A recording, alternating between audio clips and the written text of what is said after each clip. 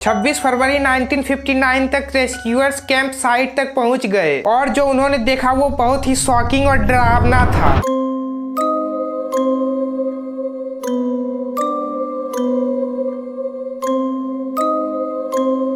Tent आधा snow में दबा हुआ था, लेकिन सबसे अजीब बात तो ये थी कि टेंट को अंदर से चाकू से कट किया गया था। मतलब उस ग्रुप ने टेंट से नॉर्मल एग्जिट यूज नहीं किया। ऐसा लग रहा था जैसे वो पैनिक में टेंट से भागे हो। और सबसे डिस्टर्बिंग डिटेल तो ये थी कि टेंट के अंदर उनके जैकेट, शूज, फूड, कैमरा सब कुछ प्रॉपरली पड़ा हुआ था। आखिर कोई इंसान -40 डिग्री टेम्परेचर में बिना शूज और जैकेट के बाहर क्यों भागेगा। टेंट के बाहर फुटप्रिंट्स मिले जो वहीं पास के जंगल की तरफ जा रहे थे। कुछ फुटप्रिंट तो बिना शूज के थे, मतलब वो लोग -40 डिग्री टेम्परेचर में बिना शूज के भागे थे। आखिर ऐसा क्या हुआ था कि उन्हें -40 डिग्री टेम्परेचर में बिना शूज के भागने पे मजबूर कर दिया। और कुछ फुटप्रिंट सिर्फ सॉक्स में थे और वहीं से मिस्ट्री और भी डीप हो गई।